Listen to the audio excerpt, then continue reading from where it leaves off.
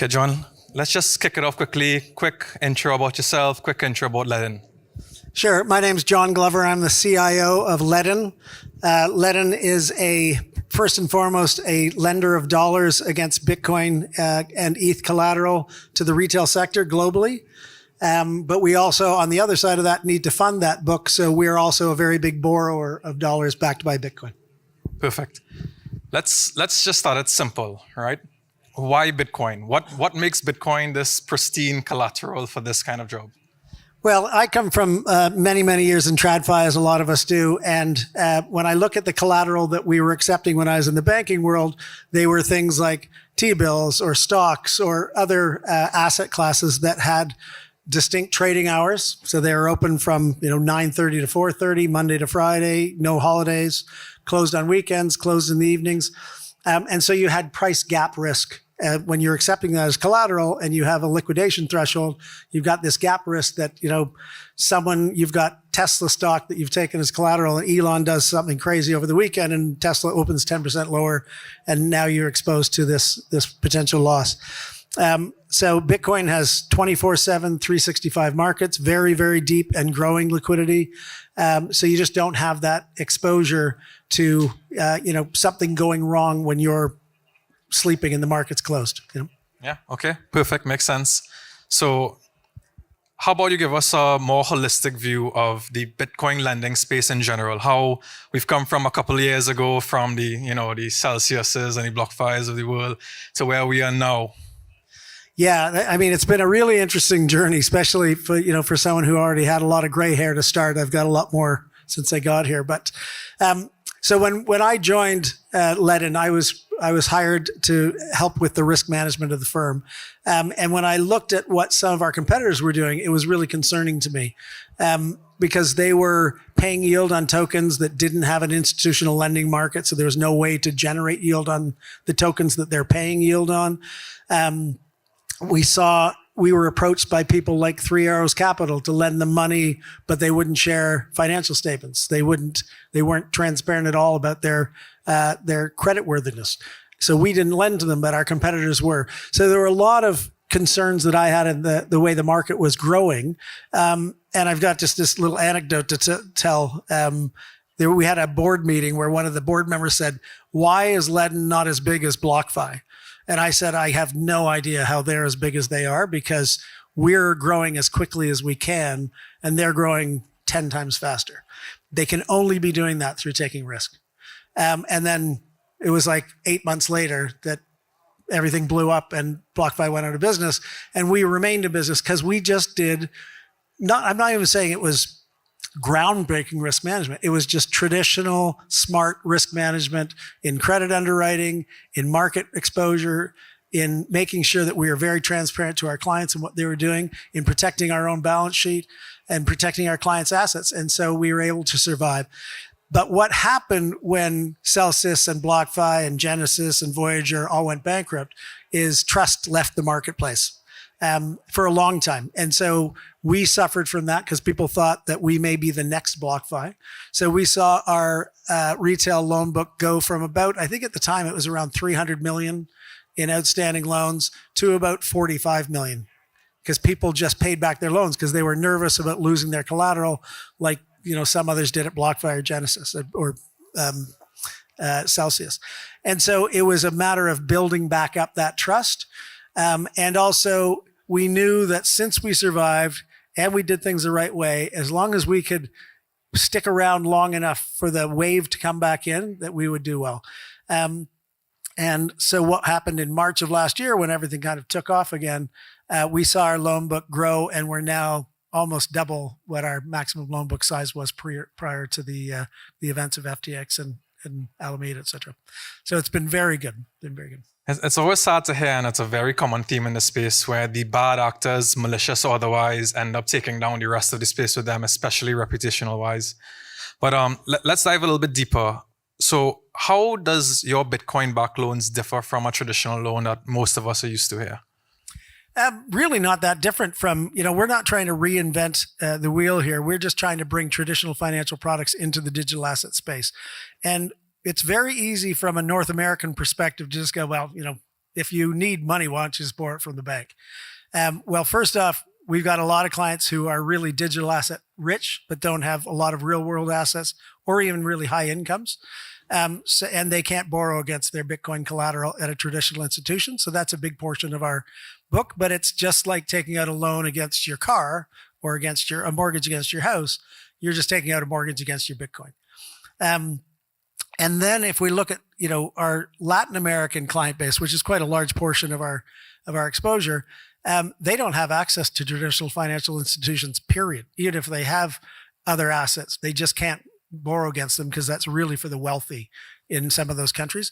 And so that's another place. They come to Ledn to unlock some of the wealth that they have in their Bitcoin, just to pay bills or to buy a car or to pay for the kids' education or to go on holiday, or in North America to start a business or to buy a house, etc. So it's really, to go to your question of how does it differ from traditional lending products, it really isn't different, but it does have that pristine nature of the collateral. So it's quite a safe lending protocol. Okay, that makes sense. It's not a different loan process. It's more that the collateral itself is more inclusive, permissionless, global. Okay, makes sense. And a faster loan process. Right, and 24/7, transparent, right. Okay, so on that note, so you mentioned Latin America. Let's talk more about your customers. Like who else are there? Is it institutions, hedge funds, retail?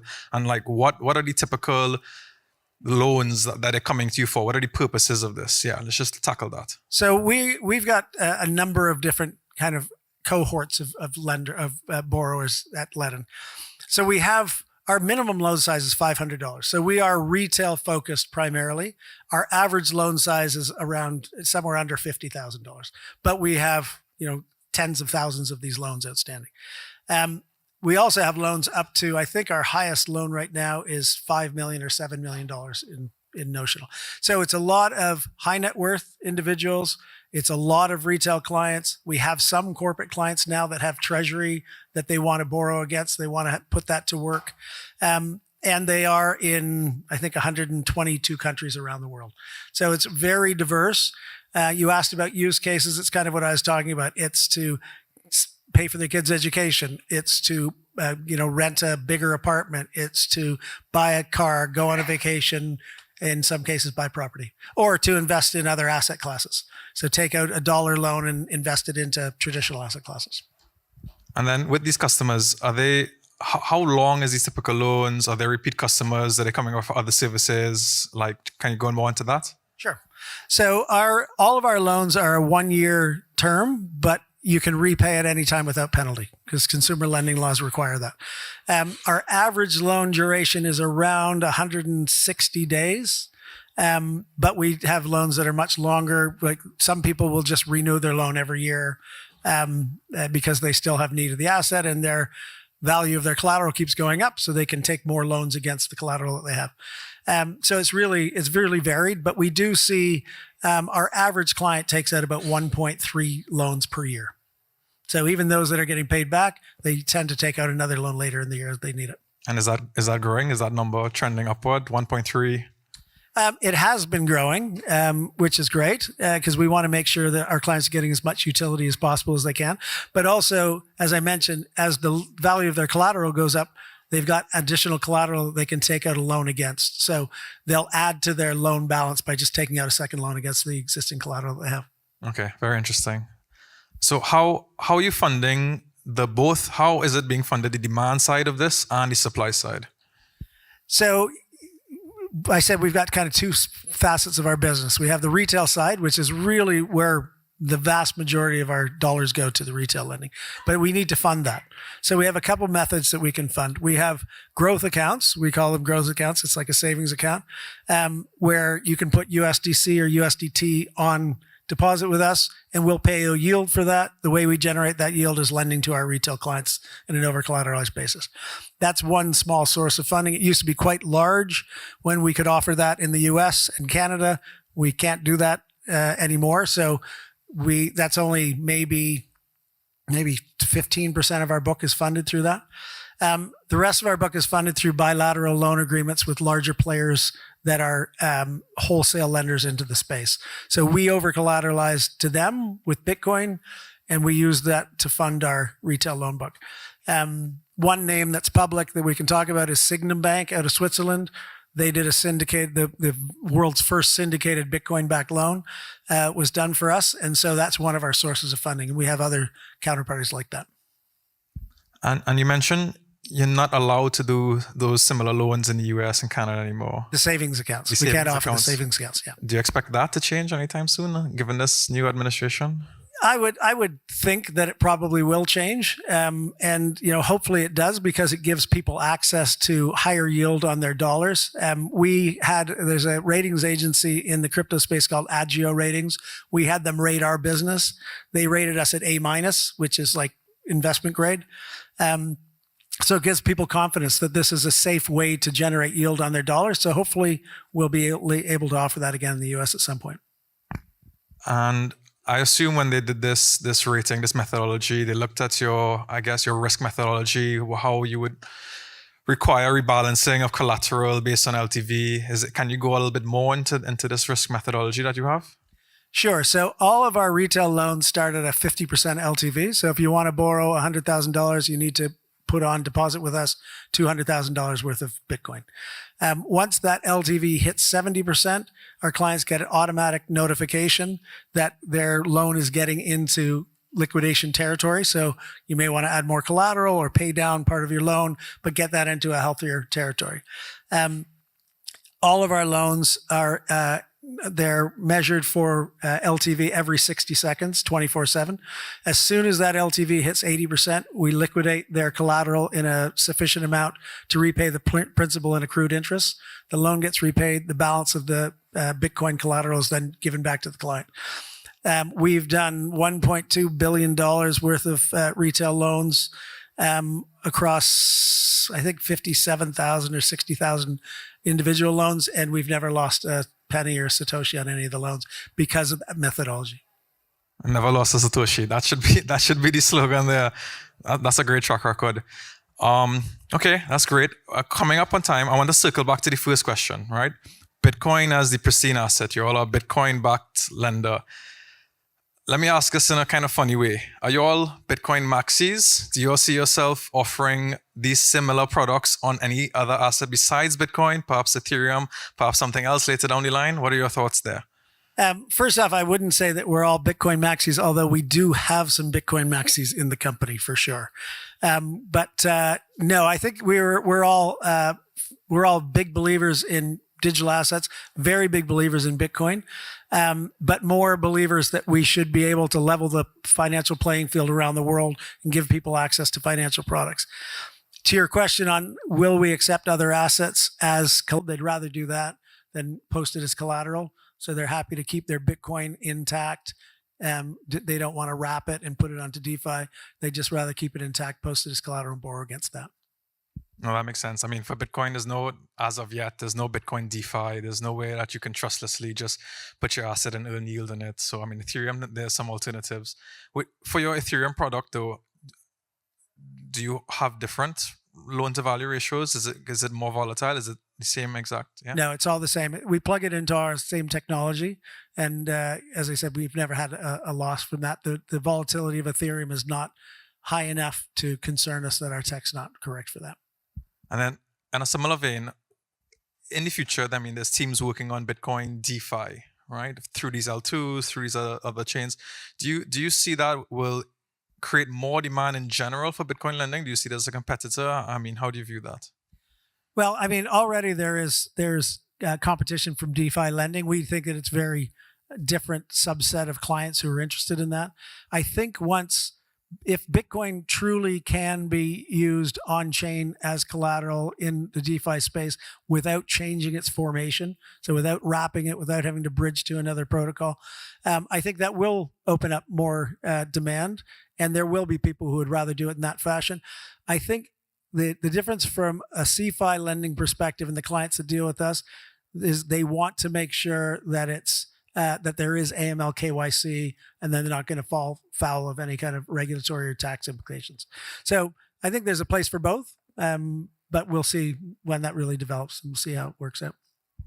Also, you give me your thoughts here. I think another hindrance with DeFi lending is that the rates are all variable and they can change as quickly as the crypto markets change on a weekly basis. So I don't know if you have thoughts on that. Yeah, for sure. I know there's some projects that are being worked on for fixed term, fixed rate lending that's going on now. That's really just more of a matching book and find people who are willing to borrow at those rates and lend at those rates. Yeah, variable rate is definitely challenging for people. People want the certainty of knowing exactly what they're going to have to pay month on month if they have to. By the way, you don't have to pay monthly interest to us. It's all bullet payment at the end, which is one of the big differences with ourselves and our competitor. But people want to know that, get that certainty. So I think that until that market develops more, there'll be more demand probably for the CFI space where it's fixed. So when you borrow from us, you know exactly what your interest rate is. You can pay that back whenever you like, but you know that for the next year, that interest rate's not changing. Okay. And last question here. What are the big plans Ledden has over the next year? What are you bringing to the space? Well, we've got some plans on the funding side, which I'll be excited to announce when it's done, but we're not there yet because one of the biggest challenges for everyone in this space is access to dollars. And I think the last panel talked about that a little bit. We've developed some really great funding relationships with really strong partners, but the rates are still relatively high for an investment grade borrower like ourselves. If we were to be doing this in TradFi, we'd be paying 5%, 5.5% for dollars. We're paying a lot more than that for dollars because there's just not access yet. What we're working on is going to be unlocking that for us in the TradFi space, which is really exciting. So that'll be announced at some point. And I think really what we're working on is not to do anything that's groundbreaking. We're just working on bringing more traditional finance type products into this industry, and doing that in a very simple way. We're big believers that the best restaurants have the smallest menus. We're trying to be very focused on being the best Bitcoin-backed lender into the space, but adding things like auto top-up features so that if you are getting to that 70, 75% LTV, you can automatically have your Bitcoin that you've got with us moved over into your collateral pool. Because once it gets in the collateral pool, it's locked in there so you don't necessarily want to over collateralize beyond what you have to. But if you've got excess Bitcoin, you can have that sitting in a transaction account, as we call it, and it'll automatically go and top up your Bitcoin collateral so that your loan becomes healthy again. So things like that are facilitating ease of management for our clients. That's the kind of things we're working on. Okay, great. Perfecting what already exists. Love it. Everybody, thank you, John, for your expertise. Thank you very much, everyone.